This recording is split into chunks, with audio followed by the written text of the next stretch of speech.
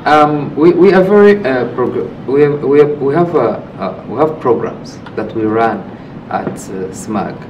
Our major work is around advocacy, capacity development, because we are a membership organization. We have 18 member organizations, and we do research and documentation. We produce reports, evidence-based reports, and also reports to show persecution.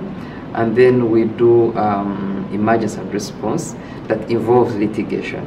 So we do a lot of litigation. We take a lot of cases to court. We have a case here in the US, we're suing an American evangelical. In Uganda, we are suing our own government official, the Ministry of Ethics and Integrity. We sued a newspaper, the Rolling Stone. We sued the police. So we have we do a lot of litigation to try and ensure that there's persecution of LGBT persons. And then we do respond to emergency cases. If someone is, even simple, by someone being thrown out of their home, we respond to that and see how we can deal with it. We provide legal services to people who are in court because of their sexual orientation and gender identity. You know, we do a lot of advocacy, press statements on, and trying to show visibility for the movement and also visibility on certain cases. So, and then in terms of advocacy, you know, we do advocacy in Uganda. We've mobilized civil society groups, and when the bill was first formed, we formed a coalition of civil society groups that are entirely Ugandan mainstream civil society groups to respond to this bill. And right now I sit on the steering committee of the national coalition that has about 55 Ugandan human rights organizations. Then we do work at the African Commission. We have to be present there to lobby the African commissioners.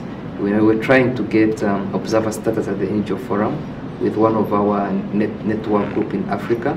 So we network with the African LGBT groups, and also we try to lobby at the East African Court and then the African Commission.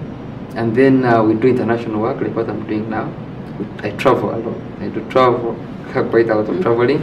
We're trying to get governments, you know, to respond to what's happening in Uganda and also pay a lot of attention. I think that's part of the reason there's so much attention on Uganda. And then the other thing, when we travel, we create a lot of media.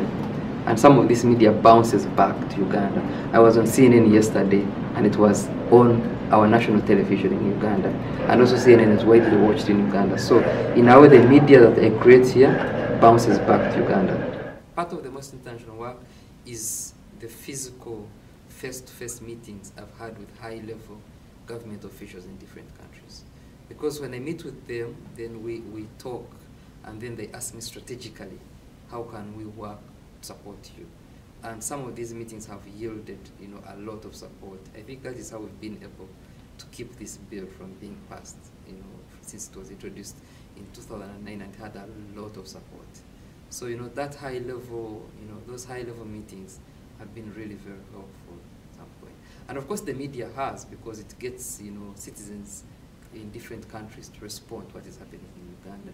And of course when citizens respond, there are governments who have met with me, they also get, you know, the pressure to amplify what I've told them to do. So it's more of a two-way.